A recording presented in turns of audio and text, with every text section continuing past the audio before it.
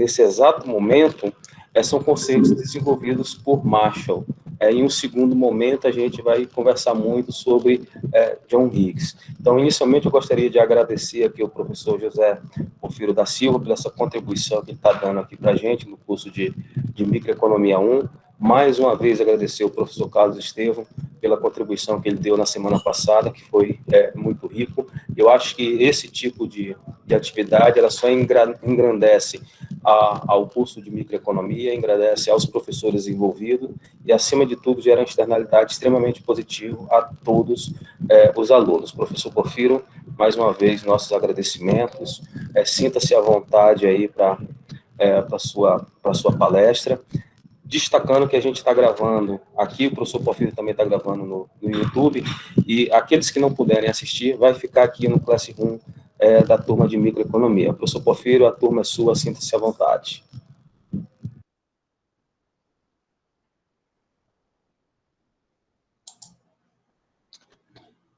Obrigado, Robert Clays, pelo convite, né? Também agradeço, né, a presença dos alunos, né, da disciplina Microeconomia, para fazer essa conversa aqui sobre um dos principais personagens, né, da ciência econômica, que é o Alfred Marshall. E é interessante, né, esse convite, né, que o professor Robert Clays realizou, porque hoje também nós temos, nos cursos, né, de economia, nós temos, eles são conduzidos essencialmente pelos manuais, e é o sonho de todo mundo, né, tá com o manual daquele, né, debaixo do braço, tá vendo? Com as mais recentes, né, os mais recentes desenvolvimentos, né, da teoria econômica, e muitas vezes nós não sabemos, tá vendo, não fazemos algumas relações com alguns movimentos que aconteceram, né, lá atrás. A gente sabe que a maioria dos alunos, né, de economia, tá vendo, quando terminam o curso, vão desenvolver suas atividades profissionais, e seja elas, né, qual for essas atividades, e necessariamente não precisam, né, se falar dos fisiocratas, falar dos mercantilistas, falar dos clássicos, né, o Adam Smith, o Ricardo, os principais, né, o Stuart Mill, ou tá dentro da linhagem, tá dentro que um pouco constituiu o que chama, vamos dizer assim, modernamente, da economia moderna. Tá?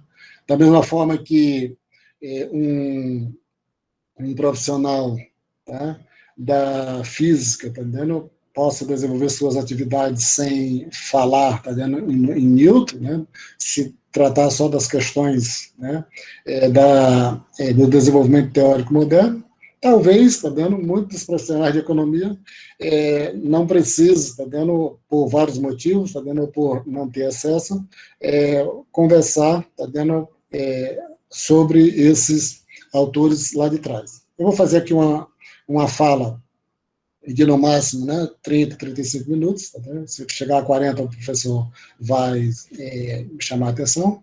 Isso, né, caso se a gente tiver a perspectiva de ter uma interação aqui entre a gente.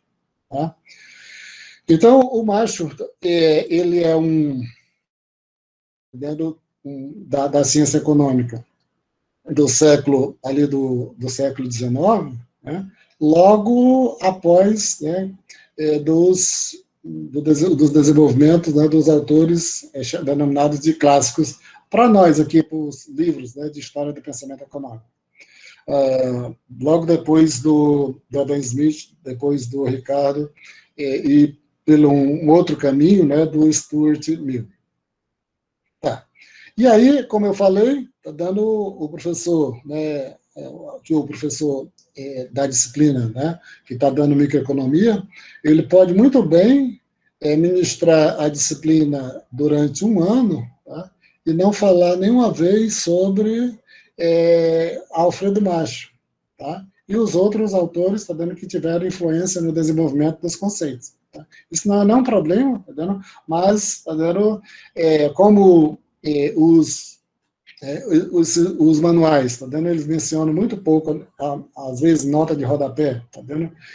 Os que são mais enxutos, tá vendo? Eles não mencionam, tá vendo? O nome desses autores, a não ser que tenha algum teorema. Se você pegar os livros de microeconomia mais que não são utilizados na graduação, tá vendo? Geralmente eles têm algumas expressões, né, de teorias chamadas, alguns conceitos, né, chamados com o adjetivo marshalliano. Mas, está vendo, os livros da graduação, dificilmente você vai encontrar o nome de macho lá dentro. Tá? E vamos tentar observar, tá vendo, o que foi que macho fez, tá vendo, que ele tem uma importância, passou a ter uma importância muito grande no desenvolvimento da ciência econômica, não só dentro da microeconomia, mas no geral. Tá?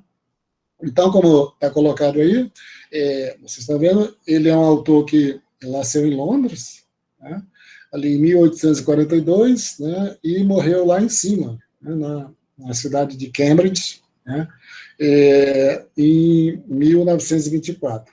E é interessante, está vendo que aí em 1924, né, é um certo divisor, quando fala, morreu em 1924, né, também aí próximo, está vendo, morreu o Weber, né, que o Weber foi vítima, né, como nós estamos atravessando um momento, né, aqui da humanidade, né, da pandemia, tá vendo? Ali no final, no início da década de 20, o Weber foi vítima da pandemia, né, que aconteceu ali, denominada de gripe espanhola. Esse período aí, tá vendo, é muito simbólico, tá vendo, é cheio de acontecimentos, tá vendo, mas eu vou deixar para lá. Né? Então, ele é um economista, um pensador social e ativista. Tá? Aí eu queria chamar a atenção para isso, essa questão de ser um pensador social e um ativista, além, tá vendo, de ser um economista, né, porque quando a gente vê, tá vendo, esses desdobramentos, os desenvolvimentos teóricos, né, que muitos deles são originados dos trabalhos de Marshall, tá, geralmente nós nos preocupamos muito com as questões técnicas, tá vendo, e não nos preocupamos muito, tá vendo, com a situação social, tá? Ele, por incrível que pareça, tá vendo, ali no final do século XIX, início do século XX, ele é um dos únicos grandes autores, considerado o único dos grandes autores, que tinha essa característica, tá vendo, de ser um grande pensador, refinado, tá vendo, mas ao mesmo tempo preocupado com as questões sociais, no sentido de no trabalho dele, indicando, né, o que se deveria fazer, tá, para enfrentar aquela situação que existia ali naquele momento, que eu vou mencionar rapidamente mais na frente.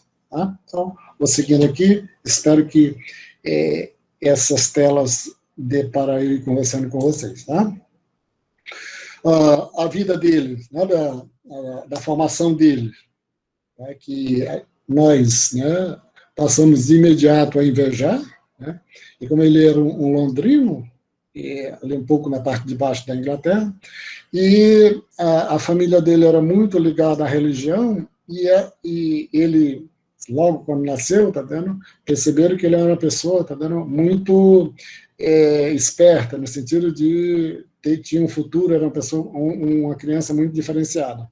E a família desejava que ele enveredasse pelo lado teológico. Parece que a família era ligada à religião anglicana, tá, da denominação anglicana, e isso era o sonho do pai dele. Mas, tá vendo, algumas outras pessoas perceberam o talento dele, e ele foi agraciado, tá vendo, com a bolsa de estudo, né, para ir lá para cima e estudar lá em Oxford, tá vendo? Comecei a estudar letras, né, e línguas clássicas, né? Se a gente puder fazer uma comparação, né, com essa questão de ter estudado letras e línguas clássicas, né, pode fazer até uma comparação agora com o primeiro-ministro, né, o atual primeiro-ministro lá, aquele maluco, né, o louco, o Boris Johnson, né, que ele tem uma formação muito avançada, né, em línguas clássicas. Lá eu não sei qual é a denominação, mas uma das formações dele é essa. Tá. Essa formação dele aí para nós, tá vendo, já é muito, um pouco estranho, né, pelo fato de nós, como economistas, estudamos manuais de economia, tá vendo? Os manuais, tá vendo, de matemática, manual de economia brasileira, manual de economia internacional, e os manuais, né, de economia do setor público, tá vendo? E temos poucas outras inserções em outras áreas, né? Isso é até interessante, né, porque, fazendo um pequeno parênteses, né, que vocês me permitam, tá vendo? O curso tem uma certa dificuldade hoje em dia, da questão da nota do ENAD, e muitas pessoas, tá vendo, afirmam, tá vendo, o problema do curso é esse, o problema do curso é aquele, tá vendo? Eu, como sempre acho que a gente tem de entender as coisas, tá vendo, com vários pontos, tá vendo, assim, não ter apenas uma explicação para nada, tá vendo? Tudo que as pessoas falam que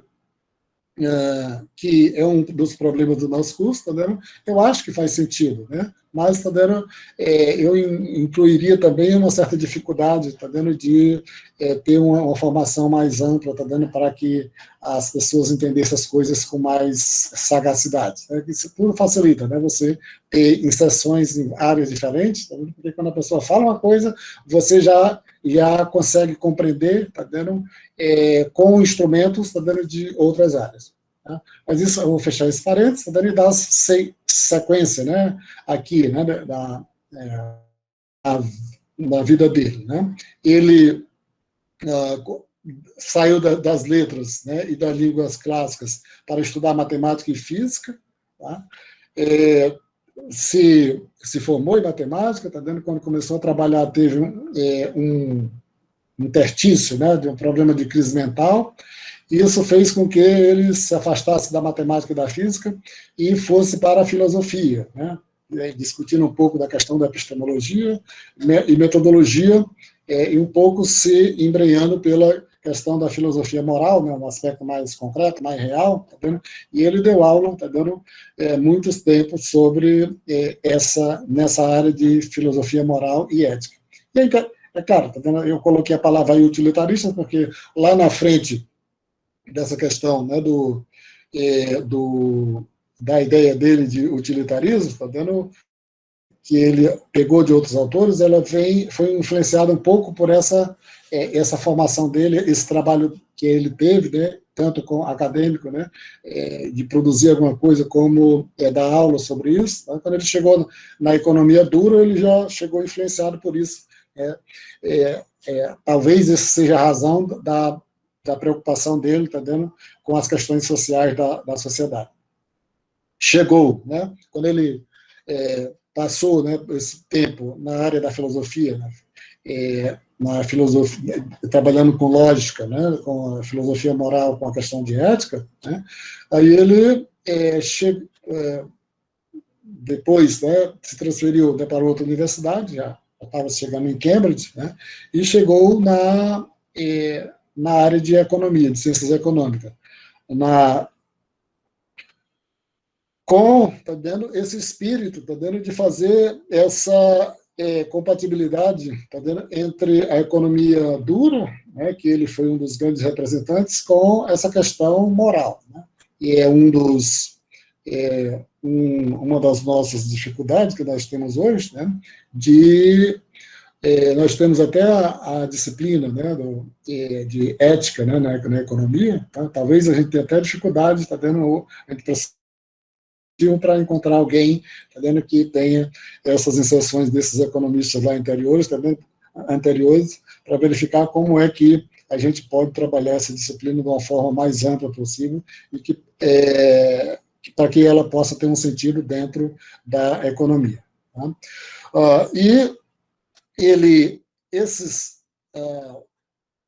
Essa preocupação original que ele teve, né, da família dele com a questão da teologia, né, e ele fez essa trajetória, né, da matemática, física, depois filosofia da lógica, né, dentro da filosofia moral, e a ética, estudo da ética, né, com a base, né, teológica de influência da família dele, né, isso fez com que ele combinasse essas preocupações, né, levasse essas preocupações para dentro da economia. Tá? Eu, posteriormente, né, dessa atividade dele, tá vendo? Quando ele chegou na economia, ele obteve o diploma dele de matemática, né, e tornou-se professor lá no St. John's College, né, lá em Cambridge, em 1865. É interessante, né, que essa questão do college, se você chega lá em Cambridge, né, você tem uma rua, né, uma das ruas principais, que ela é cheia desses colleges que nós utilizamos aqui a palavra faculdade, né, e o conjunto desses colleges é que compõe a, a Universidade de Cambridge, né, lá em cima. Né? E aí tem os famosos, né, se a gente vai lá, mais lá no final, tem o Trinity College, né, que é lá onde o, o, o físico lá, o Newton, né, desenvolveu sua teoria, né, das leis da física do Newton lá no Trinity College, e a gente vem se deslocando mais, né, aqui para o outro lado, na rua, né, na beira de um rio que tem lá, você vai para esses colleges na área de economia, né? No caso não é o St. John College, mas é o local lá que o Keynes, né, desenvolveu sua teoria. Né? O Keynes e a sua legião de grandes economistas, né, que os auxiliavam, né, como a John Hobbes, o Shawcross e uma série de outros, tá vendo, que eram os assessores diretos dele, né, tinham 5 ou 6, tá vendo, que ele ia produzindo a teoria geral, e um conjunto desses 6 grandes economistas, tá vendo, são a fera, e o fazendo, tirando todos os erros, tá vendo, e fazendo modificações. Então, o trabalho do Keynes é produto, né, de um conjunto de grandes autores que também o ajudou a escrever. Ele, quando se tornou-se, né, ele tornou-se professor em Cambridge lá em 1884, né, aí, lá em Cambridge, ele passou 23 anos na atividade dele de professor. Né. Antes disso, né, ele tinha desenvolvido a atividade de lecturer, né, uma pessoa que exerce a função só de dar palestra para grandes multidões e tudo, também. Antes dele ir diretamente para a universidade, ele tornou-se lecturer, né, em filosofia moral, né, lógica e economia política. Essas informações, né, preliminares eu vou colocar aqui, aí eu vou voltar, tá vendo, um pouco para refletir isso, para mostrar uma coisa que é muito curiosa, tá vendo, que é isso aqui. Olha como é que o livro dele, né, o grande livro dele de economia, como é que se inicia o livro dele. Eu vou ler aqui, não, que está na outra tela aqui, vocês me permitam. A economia política ou economia é um estudo da humanidade nas atividades correntes da vida. Examina a ação individual e social em seus aspectos mais estreitamente ligados à obtenção e ao uso dos elementos materiais do bem-estar. Assim, de um lado, é um estudo da riqueza, do outro, e mais importante, uma parte do estudo do homem. Por que eu coloquei isso aí? Tá vendo? Porque o macho, tá vendo, a gente pode considerar assim, tá vendo, o autor, tá vendo, que introduziu a matemática, né, com maior requinte na economia. Tá vendo? Se a gente tirar o trabalho do Walras, tá vendo, que foi feito antes, né, do trabalho do macho, né, mas o trabalho do Walras, tá vendo, é muito bruto, no sentido que só tem a matemática mesmo, né, do equilíbrio geral. Mas é um trabalho muito sofisticado do Walras, tá vendo, mas tá vendo, então eu vou do macho, né, ele inicia, tá vendo, dessa forma aí. Tá? A economia política ou economia é o estudo da humanidade nas atividades correntes da vida. Examina a ação individual e social em seus aspectos mais estreitamente ligados à obtenção e ao uso dos elementos material está. Assim, tá vendo? De um lado, é o estudo da riqueza e do outro, e mais importante, uma parte do estudo do homem. Para que eu coloquei, né, como é que se faz como é a abertura do livro do Macho, Princípio de Economia, Princípio de Economia? Porque ele, está vendo, como era um autor que fazia essa combinação com grande maestria, né, dos aspectos técnicos, mas, ao mesmo tempo, os aspectos de refinamento, de refinamento da escrita, tá? Ele, você pode ler o livro, né, do Macho, tá vendo? Se quiser, se preferir, tá vendo? Muito olhando esse lado dele, tá vendo, das preocupações sociais. Se não quiser, se for um economista mais duro, tá vendo, você vai apenas para as questões econômicas, tá vendo, dos conceitos, etc. Eu vou lá para frente agora, e um pouco eu tinha falado aqui da vida dele, né, e acho que aqui se perdeu mesmo, tá vendo, quando eu falei dessa parte aqui, e eu vou retomar aqui, tá, da questão da obra dele. O primeiro livro dele foi A Economia da Indústria, de 1879, tá, e que foi produto, tá vendo, de o material das anotações dele de um curso de extensão. Né? E, posteriormente, quando foi publicado em formato de livro, ele tirou de circulação com o argumento, tá, de que não se pode vender barata a verdade. Eu não sei muito o que ele queria dizer com isso, tá vendo, mas talvez, tá vendo, tenha um sentido dentro das próprias preocupações, né, que ele tinha. Depois ele teve, logo que ele publicou o livro, ele teve problema de saúde, de cálculo renal, foi se tratar na Itália, passou uns 3 anos lá pela Itália, voltou, tá? Depois teve a publicação de Elementos de Economia da Indústria, em 1892, que muitos consideram já como a introdução do grande livro dele, Princípios, né, de Economia. Depois, é interessante, eu coloquei aí só como um registro, né, que ele tem um texto de 1902, né, uma defesa para a criação de um currículo de economia. Por que eu coloquei esse texto aí? Tá? Porque a ciência econômica é muito comum a gente falar que ela começou a se desenvolver, tem seus principais representantes, né, como nos clássicos, Adam Smith talvez foi o criador da ciência econômica, onde você tem alguns economistas imediatamente anterior, né, como os fisiocratas, mas, está vendo, a economia como profissão é atribuída ao Macho, né, porque foi ele que deu autonomia, tá vendo, aos cursos de economia no início do século XX. Aí, todo mundo, tá vendo, é devedor, todos os economistas são devedores, tá, do Macho, porque a economia como profissão, tá, foi produto dele, das preocupações, foi produto do esforço dele, e ele criou o curso de economia independente das outras áreas de conhecimento. Depois, né, lá, outro livro que é conhecido dele, Indústria e Comércio, né, lá já em 1919, que é um trabalho mais empírico, né, com poucos aportes teóricos, e, finalmente, lá tem, de 1923, Moeda, Crédito e Comércio. Né. Aí, tá vendo, aí eu menciono, né, o livro anterior dele, de 1890. Né. Ele começou a trabalhar na área de economia, publicou Princípios de Economia em 1890. Como eu vou voltar, né, posteriormente ao livro, tá vendo? Eu não vou falar nada sobre agora, não. Ele, após que...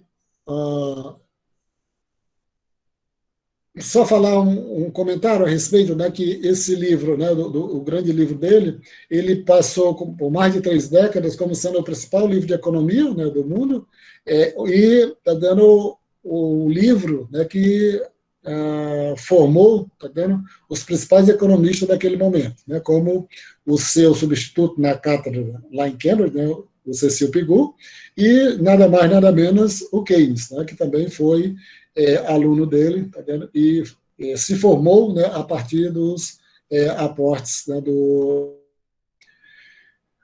dessas 2 obras aí. O Macho, tá vendo? É impossível a gente entender o trabalho dele, tá, sem entender o momento que ele viveu. Tá? Ele é um produto, né, do auge, né, e da crise da era vitoriana. né, que é o período de 1837 a 1901, tá, o período de reinado da Rainha Vitória. Esse foi o reinado, né, mais extenso, né, da Inglaterra, tá, e que deixou, tá dando praticamente tudo que Londres, tá vendo? Se você vai, tá vendo aqui visitar lá o Palácio de Buckingham, ali no centro, né, na casa da rainha, você encontra na frente do palácio, né, o memorial da Rainha Vitória. Se você vai, né, aí, próximo ali do Palácio de Buckingham, 800 metros, tá vendo? Você tem aqui o Palácio de Westminster, onde tem na frente, né, tem a torre, onde se encontra a torre que hoje tem o nome de Torre Elizabeth, né, e que onde se localiza o relógio, né, o Big Ben. E lá atrás você tem a torre maior do prédio, do Palácio de Westminster, que é simplesmente a torre denominada de Rainha Vitória, né, e essas duas grandes torres foram criadas na época da Rainha Vitória. Tá vendo? Estou dizendo com isso, está vendo que nesse período aí, hoje o que a gente vê lá em Londres, muitas coisas, a maioria é produto da era vitoriana. Você, além disso, né, você tem, se você pegar todas as grandes transformações que aconteceram, tá vendo? Na indústria, que era baseada essencialmente ainda na indústria têxtil, né, vestuário, aí depois, né, na segunda metade do século XIX, começou a surgir a indústria siderúrgica do carvão, né, e ela se transformou o império do mundo, né, a força das exportações, né, e todas as revoluções na área de transportes, tá vendo, aconteceram no mundo, né, na era vitoriana. E a gente sabe, é claro que no final da era vitoriana, a economia dos Estados Unidos já está se transformando, tá vendo, também, tá vendo, com uma estrutura bastante poderosa. Na era vitoriana, você teve a Exposição Universal de Londres, tá vendo, onde, não sei se muitos de vocês também acompanham essa questão do sentido dessas exposições universais, tá? Onde, quando ela acontece em cada país, tá? É um evento extraordinário, onde são expostas, tá vendo, todas as principais invenções, tá vendo, as principais inovações que estão acontecendo no mundo naquele momento. E onde ela acontece, tá vendo, o país, tá vendo, passa, tá vendo, por grandes transformações. Se você pegar aí essa que aconteceu em Londres, né, aí em 1851, ela foi propostas, né, e patrocinadas pelo Príncipe Albert, né, o marido da Rainha Vitória, né, e tinha outras pessoas, né, os auxiliares, mas é interessante que o evento foi tão extraordinário, está vendo, lá em Londres, está vendo, que foi construído, né, um palácio de cristal, onde ela aconteceu dentro desse palácio de cristal. Depois ele foi destruído, você tem pouco resquício dele, né?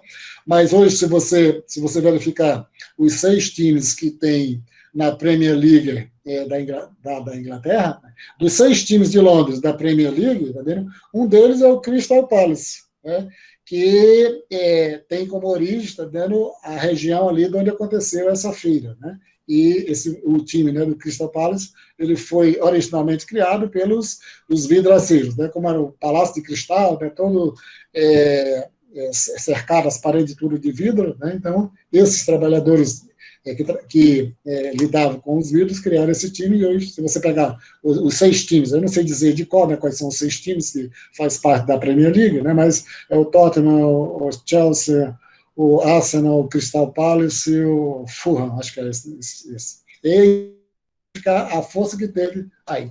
E aí, finalizando sobre a questão desse período da era vitoriana, tá vendo, do poder que eles tinham lá, se você pegar, né, o teatro, né, do Royal Albert Hall, tá vendo, ele foi feito com os recursos, né, com os recursos conseguidos, né, nessa feira, né. Aí na frente, né, desse teatro, né, o Royal Albert Hall, você tem um monumento do Príncipe Albert que parece que é 50 metros de altura, uma coisa impressionante. E do lado, né, aqui, do outro lado aqui, você tem simplesmente o Museu Vitória e Albert, onde você encontra toda a quinquilharia, tá vendo? Da vida do príncipe Albert e da Vitória e da Rainha Vitória. Então, o que eu estou dizendo com isso? Esse período de maior transformação concentrada no tempo, tá vendo, da Inglaterra, de certa forma, explica, tá vendo, um pouco o trabalho do Macho, né? Porque como ele passou, né?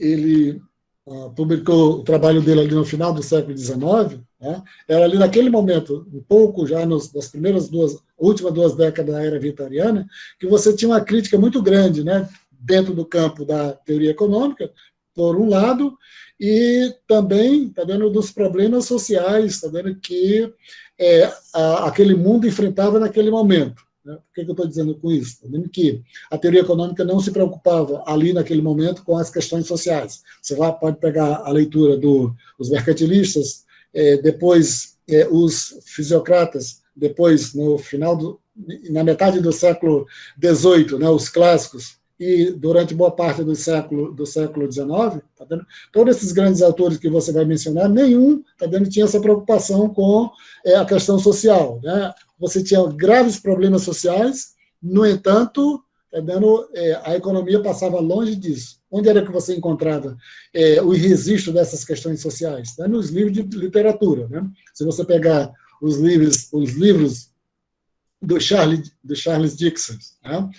Se você pegar um deles, né, da Twist, né? Aí quando acabar a atividade aqui, e você for aí no YouTube e colocar Twist, e não precisa assistir o filme todo, tá vendo? Mas os primeiros 10 minutos que vocês assistirem, vocês vão ver, tá vendo, a situação dramática, tá vendo? A situação de cortar o coração, o que ele representa, tá vendo? Da vida de uma criança, tá vendo? Ali meados do século XIX, que passava longe das preocupações da economia. Tá? Eu falei isso, né, do autor inglês, o Charles Dickens, tá vendo? Mas se alguém quiser uma coisa mais aprofundada, também dentro da literatura, tem um livro do Victor Hugo, né? Que aí é uma coisa, esse autor é uma coisa extraordinária. Né? O livro dele, o último livro dele, Os Miseráveis, é uma coisa impressionante para você verificar o que era o mundo ali naquele momento, que não era registrado nos livros de economia. E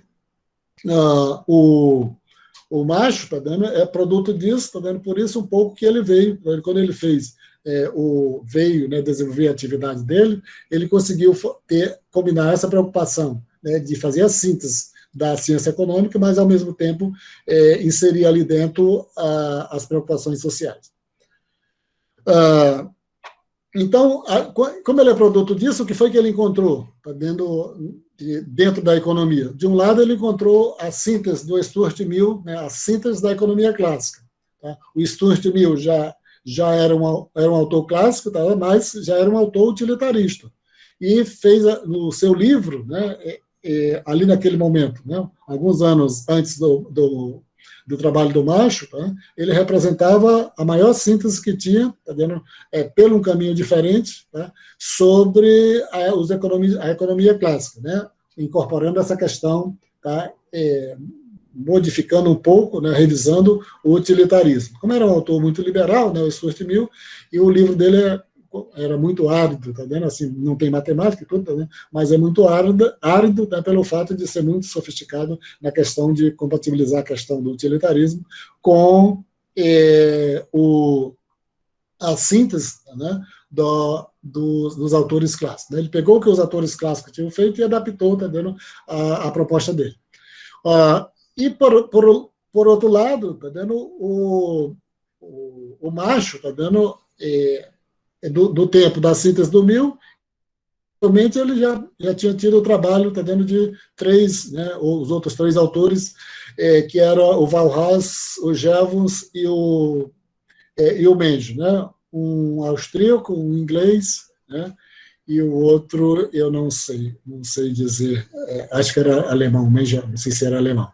E o que acontece? Tá vendo, desses, tá vendo, o mais importante é o trabalho do Jevons, falando que é importante para o trabalho do Macho, né? Porque o que foi que o Macho fez? Como o Macho fez uma síntese, né, ele combinou uma síntese no campo da economia neoclássica, né, baseado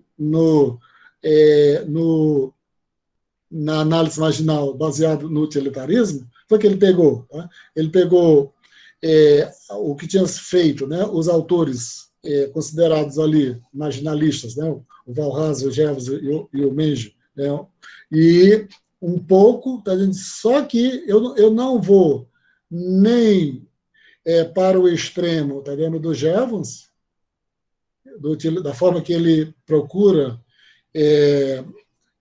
dar uma ideia de o que seria a ciência econômica, e também, tá dando, eu não vou jogar no mato totalmente os desenvolvimentos da economia clássica. Então, ele combinou, tá dando, de uma forma muito avançada, o que tinha sido desenvolvido com a economia clássica com o desenvolvimento, né, da análise marginal utilitarista, tá vendo, dos outros autores. Como é que ele fez isso? Né? Ele introduziu o tempo na análise dele. Introduziu o tempo na análise dele. Aí ele vai dizer o seguinte, tá? Tudo bem, no curto prazo, tá? Eu sou plenamente de acordo que o valor, tá dando, a gente pode utilizar o valor-utilidade, tá, como a principal explicação, tá? A teoria do valor-utilidade como a principal explicação. Tá? Mas no longo prazo, ninguém pode jogar fora o que os clássicos desenvolveram. Né? Tem que considerar os custos, né, de produção, tá dando, para poder, tá dando, entender o que acontece no longo prazo. Tá? Então, essa, tá dando, inovação, tá, que ele fez, tá dando, uma, tá dando, das marcas do trabalho dele, né, de combinar, de não jogar totalmente fora, como os Jevons, como o Walras e o Menjo fizeram, tá vendo? Ele pegou o que esses autores fizeram, tá vendo? Não foi para o extremo, tá vendo? Porque ele disse, eu também quero, tá vendo? Eu acho importante dar sequência, tá vendo? E aproveitar o que foi realizado pelos autores clássicos. Essa complementação, né, dos clássicos com utilitarismos, tá vendo? Ele utilizou para produzir o livro dele, né, o Princípio de Economia, que na realidade, né, o que era o livro dele? Né? Era uma análise microeconômica de uma economia de mercado. Como não existia ainda, tá vendo, essa divisão de microeconomia e macroeconomia, porque a macroeconomia só foi criada na década de 30, né? Então, na realidade, esse livro, né, dele, que fazia uma análise microeconômica da economia de mercado, era a economia que existia, tá? Abrangia todos os aspectos, tá vendo, da economia naquele momento, já que não existia essa divisão de macroeconomia e microeconomia. Então, ele é um autor, né, que foi muito além do Stuart Mill, aproveitando o impacto da obra do Jevons, ele foi muito além do Stuart Mill, tá vendo? Evidentemente, mas foi muito aquém, né, do Keynes, né, que posteriormente criou, tá dando, a disciplina de macroeconomia na década de 20. Mas ele é considerado, tá dando, a síntese, né, que ele fez, é considerado como o marco, tá dando, que explica, que define o mundo da ciência econômica, vamos dizer assim, entre aspas, moderno. Se você pegar, tá vendo, muitos do que tem nos manuais atualmente, né, foram desenvolvidos pelo Marshall. E aí, tá dando, ele, só mencionando aí para finalizando, tá dando, ele, dessa análise microeconômica da economia, eu coloquei a economia de mercado, mas é de todas da economia, né, porque a economia, a ciência econômica, se resumia muito a essa questão, dado que não existia a divisão. Ele incorporou, né, a questão da distribuição dos recursos, né, e aí uma coisa que está nos manuais atualmente, dizendo o seguinte, né, que não existe, que as remunerações, né, dos fatores de produção, elas se dão de acordo com a sua participação, então o trabalhador, ele recebe de acordo com a sua participação, tá? E o que regula, né, a sua remuneração, que regula o seu salário, tá vendo? Se tem muita oferta ou não, está dentro do trabalho, então a participação dele vai depender, está dando, se tem muita oferta ou não, tá vendo? E essa remuneração sempre tende ao equilíbrio. Como o equilíbrio, está dando, o cerne, está dando da análise, né, da microeconomia, no livro do Marshall, e significa que todas essas remunerações, né, dos trabalhadores, alguém poderia achar pouca ou outro muito, mas ele achava que todas elas seria justa, né, seria um direito e natural, porque os mecanismos de economia levariam sempre para um valor compatível com as leis da oferta e da demanda. E nessa análise dele microeconômica, ele, diferente do trabalho do Walras, né, que veio pelo lado do equilíbrio geral, ele introduziu, né, instrumentos, né, para analisar a sociedade a partir do equilíbrio parcial, análise parcial, né, chegar à questão de como é que a economia chegava ao equilíbrio, tá vendo? A partir do equilíbrio parcial, né? A partir de estudos, tá vendo? De mercados isolados, né? Isolados em partes, né? Porque o que ele justificava para dizer o seguinte, que não era correto você fazer o estudo, tá vendo, muito abrangente, incorporando muitas variáveis, porque todo mundo tem de escrever, né, com o objetivo, de que as pessoas, práticas, possam entender o que esteja sendo escrito. E se você escrever um trabalho muito abrangente, né, fica muito difícil, tanto de explicar, a realidade, como ele disse, o que era a economia, lá, como ele diz no início do livro dele, né, como as pessoas fazerem o entendimento. Mas essa análise espacial, dele, ele tem por trás dela tem um sentido de composição, né, porque ele vai dizendo o seguinte: você vai analisando,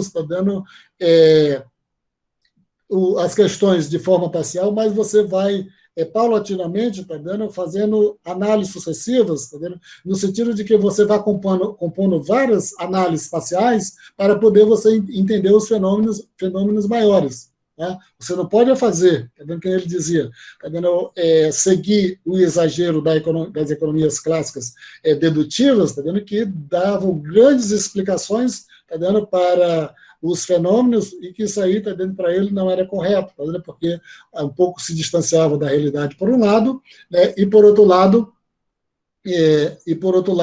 era muito difícil, das pessoas práticas do mundo real fazerem essa leitura. Né? Como isso aí é interessante, né, dessa preocupação dele, por dois motivos. Né? Uma, se eu lembrar aquilo que eu falei, né, do trabalho do Walras, né, que o Schumpeter, né, já no século XX, no início do século XX, diz o seguinte: o trabalho mais iluminado, mais divino que existe no mundo, na área da economia, é o trabalho do Walras. É o livro dele sobre equilíbrio geral. Ele é tão sofisticado, que ninguém nunca conseguiu fazer.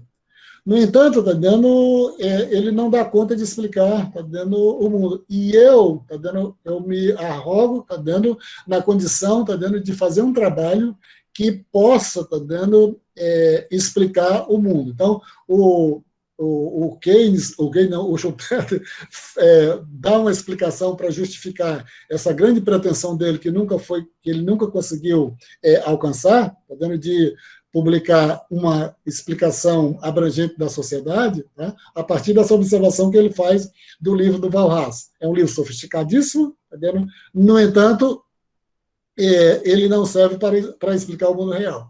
Da mesma forma, como é que, por um caminho diferente, o Marshall, né, faz umas longas explicações a respeito disso, eu vou trabalhar com a questão do equilíbrio geral, que é o método, indutivo mais apropriado, para poder dar conta da realidade e, ao mesmo tempo, possibilitar que as pessoas consigam fazer a leitura. Né? Dentro aí a questão mais de método, né, que ele utilizou, e eu já falei anteriormente, né, que é um livro muito bem escrito, né, todo mundo elogia pelo lado da literatura, né, pelo lado do refinamento, compatibilizar o texto, né, com a questão dos instrumentos matemáticos. Né. Naquele momento ali, é o livro mais avançado que os autores achavam que existia naquele momento. que nem eu falei, tá dentro, ele trouxe, né, dos clássicos a questão dos custos de produção, dentro da análise dele, não abandonou os clássicos, um pouco diferente da ideia do Jevons, né, que achava que a questão da utilidade, né, explicava tudo, tanto no curto como no longo prazo, e ele vai dizer, não, tá dando no longo prazo, está dando sem os custos de produção, tá dando, não tem como fazer essa análise. Aí, ele, naquele momento ali, ele chamava de custos primários e custos suplementares. Então, você vai encontrar isso no livro. E hoje está dando, hoje eu não sei dizer a partir de quando, né, assim, mas depois passou a ser chamado de custos fixos e custos variáveis. Depois disso, né, você tem outros conceitos, tá dando, que são estudados, tá dando uns como o caso de quase renda, bastante tem uma relevância. O outro, da questão da firma representativa, é utilizado mais como pressuposto, né, dentro da análise deles, e que hoje também ainda é incorporado. O que significa a questão da firma representativa, né? Que ele falou que as remunerações, todas elas são justas, né, são justas. Mas é claro que pode ter alguém ganhando pouco em algum determinado momento e alguém ganhando muito, está vendo? Mas isso, está vendo? Tende para o equilíbrio baseado nas firmas representativas. É uma questão, tudo que está aí que quando você vai para as distintas vertentes econômicas, tá vendo? Elas são bastante polêmicas, né? Mas essa questão da firma representativa é uma delas, né? O excedente do consumidor, que é um grande conceito, tá dando, e é estudado em outras disciplinas. Estudado não, é utilizado, né, uma ferramenta utilizada em outras disciplinas. Na sequência, você tem a questão da elasticidade, que ele trouxe de outros autores, tá dando, mas tá dando, a elasticidade é considerado, por excelência, tá dando, uma inovação dele, tá? Um trabalho original dele. Evidente que ele não se preocupou em dar originalidade, tá dando, ao desenvolvimento, né, do conceito de elasticidade, e caiu depois, tá dando, de graça, né, como se o pupilo dele, né, que ficou, tá dando, substituiu ele na cátedra, né, lá em Cambridge, o Cecil Pigou, né, levou a fama, né, de ser a pessoa que tenha desenvolvido, né, que deu o trato final no conceito de elasticidade. Mas, tá vendo, se você encontrar muitas observações hoje dos textos, tá vendo, que isso, tá vendo, foi uma das grandes originalidades, tá vendo, do pensamento dele, está no conceito de elasticidade. E aí você tem, tá vendo, por outro lado, tá vendo, que ele também está lá no livro dele, os conceitos de monopólios, rendimentos crescentes, né, que é um pouco, se a gente pegar e dizer assim, são duas questões que, em tese, né, saem um pouco dessa questão da concorrência perfeita, etc., tá vendo, mas, tá vendo, serve para a compreensão de realidades diferentes que não se adequem plenamente, né, aos pressupostos e às restrições, tá dando, da concorrência perfeita, né? Esses conceitos de rendimentos crescentes, né, que vai para a questão das economias externas e economias internas combinadas com o conceito de economia de escala, né, são usados, tá dando, em vários, além de estar lá, tá dando, ser usado na questão de concorrência monopolista, tá dando, ele é utilizado muito, tá dando, quando a pessoa vai tratar dessa questão de desenvolvimento regional, sobre a questão de economias externas, economias internas, até se tem um capítulo, né, nos livros do Paul Krugman, né, que usa esse conceito, né, de economias externas e economias internas, né, com outros propósitos, tá dando, mais, eu estou colocando aqui, que veio lá do Macho, né, que veio lá do Macho. E ligado a essa questão das economias externas e internas, né, e do conceito lá de economia de escala, né, que eu falei, todas as pessoas que trabalham com desenvolvimento regional, vou dizer o seguinte, né, tem futuro ou não, tá dando, uma economia baseada num conjunto de pequenas empresas, tá? Isso, tá dando, é um pouco analisado, né, utilizando os conceitos de economias externas e economias internas para entender o que significa, tá dando, muitas pequenas empresas trabalhando junto.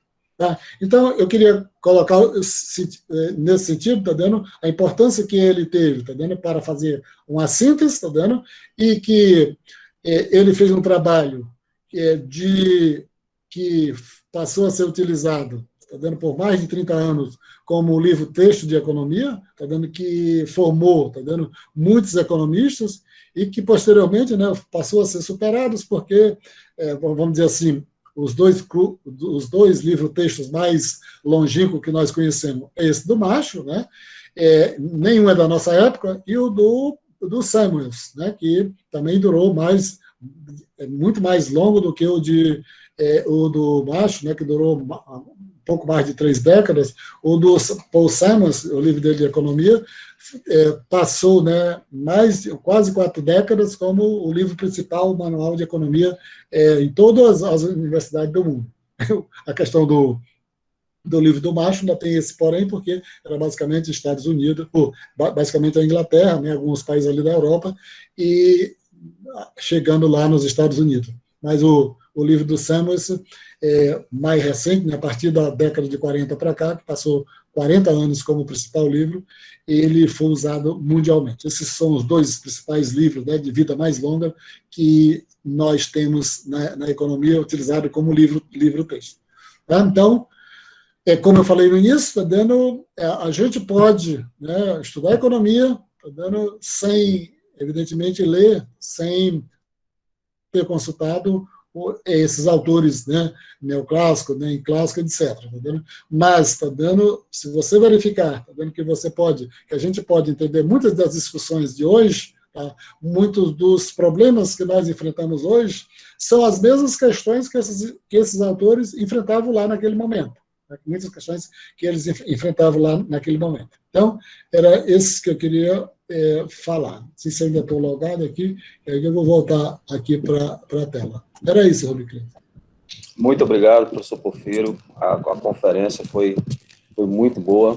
Agora vamos abrir para perguntas aqui dos nossos colegas. Senhores, sintam-se à vontade. Vocês podem abrir o microfone e fazer a pergunta direto ao professor Porfírio.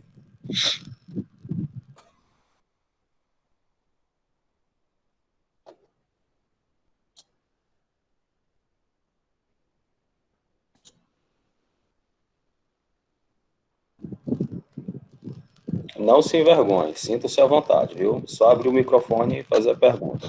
Toda pergunta é muito bem-vinda.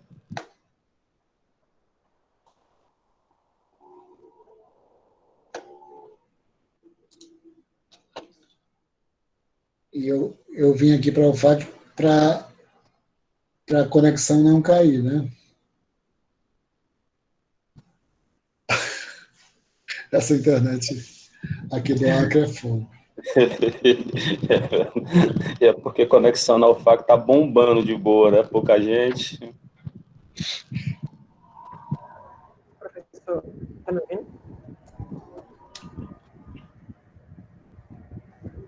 Professor, está me ouvindo? Estamos ouvindo, sim.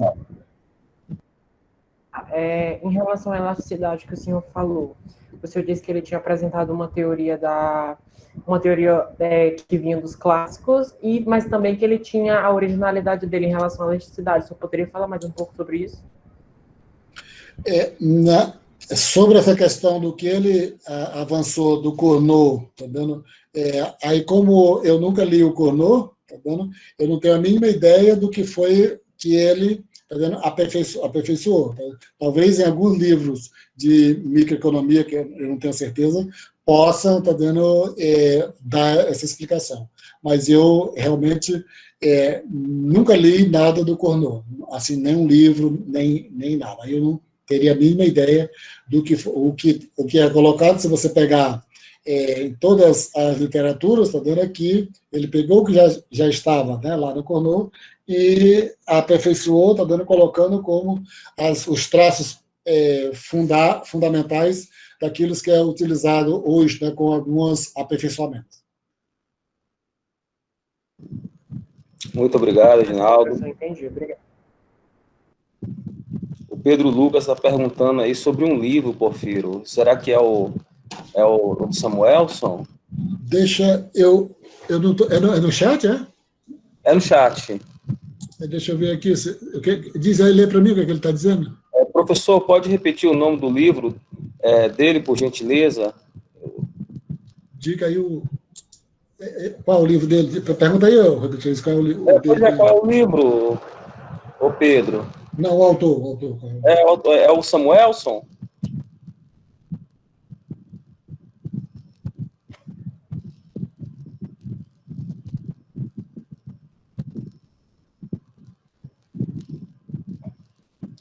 Acho que era de 1000. Acho que é do Stuart Mill que ele está falando. Ah, tá. O livro do Stuart Mill, tá vendo?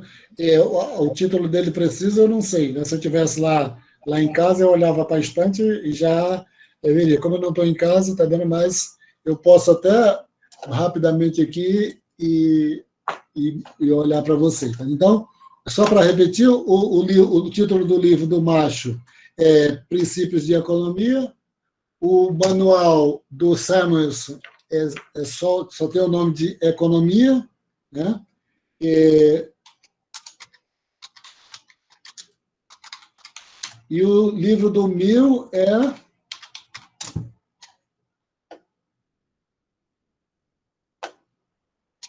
deixa eu ver se eu acho aqui.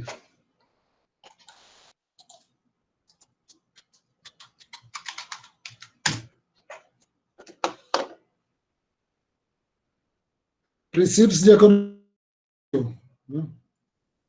Esse livro aí, ele faz aí é cuidado com a palavra, né?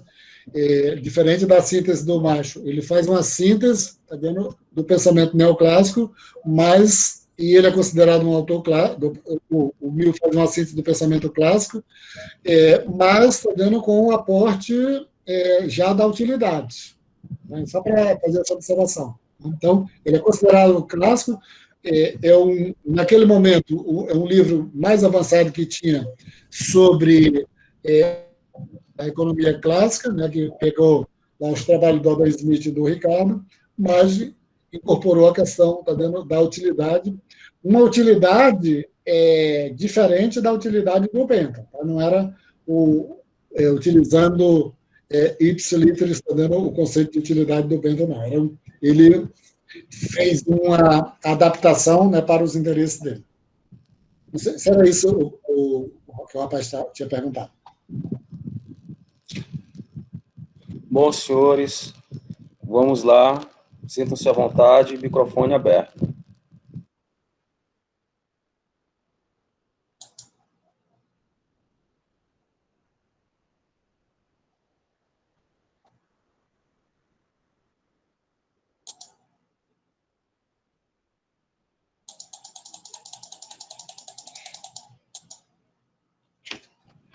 Podem fazer a pergunta pelo chat também, viu?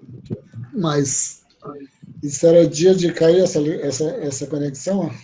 Quem foi que jogou água quente na fiação?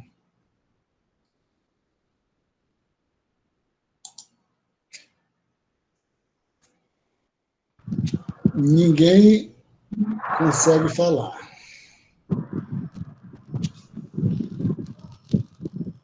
Bom, assim, me parece que não há perguntas, né? Mais para fazerem, né? Então, eu gostaria, assim, de agradecer ao professor Porfírio. Eu vou passar a palavra para ele fazer suas considerações finais. Agradecer também aqui a todos vocês pela participação aí na aula. Sábado nós tivemos também um Ibope muito bom, então acho que está dando certo, né? Aos poucos a gente está conseguindo fazer um ERE bastante interessante. Professor Porfírio, sinta-se à vontade. Primeiro, agradeço o convite. Infelizmente teve esse problema que aí quebrou completamente, eu não sei, entendeu? Quantos minutos eu passei. Quando eu voltei, aí atrapalhou muito, tá dando a sequência da fala aqui, do começo, meio e fim. Tá? Mas eu espero apenas que os alunos, né, que estão iniciando o curso, etc., eles tenham essa consciência, das dificuldades que nós estamos tendo, atualmente, e essas dificuldades afetam todo mundo, afetam os professores, afetam os alunos, e é interessante que quanto mais informações, quanto mais instrumentos, tá vendo, a gente possa ter acesso, tá vendo, maior são as possibilidades, tá vendo, de a gente conseguir ir avançando, caminhando, né? Porque, tá vendo, como a nossa dificuldade vai desde a quantidade pouca de professores que são disponíveis, está vendo aqui entre a gente, né, até mesmo a questão do ambiente material, ambiente físico e tudo, está vendo que tudo isso influencia, tá vendo? E muitos dos alunos, né, que estão chegando, né, que estão começando o curso, tá vendo? Tem que ter consciência também que é possível, com algumas preocupações, né, é possível a gente ir compreendendo as coisas, tá vendo? Com uma certa facilidade, tá vendo? Nunca achar que não é possível entender aquilo que a gente vai tendo acesso. Acho que eu queria deixar essa mensagem, tá vendo? Pelo fato, tá vendo, de não ser confortável, tá vendo, a situação em que nós nos encontramos. Eu espero que não é que todos, né, se transformem num macho, né, num Alfredo macho. Tá? É evidente que isso é impossível. Mas eu queria, por último, dizer o seguinte, tá vendo? Se você seguir o modelo inglês, né, de educação, tá vendo?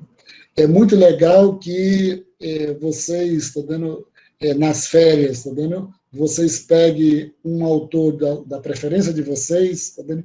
E consiga destrinchar ele o máximo que vocês puderem, tá vendo? Porque isso, tá vendo, é muito bom, tá? Para que a gente consiga avançar na nossa formação.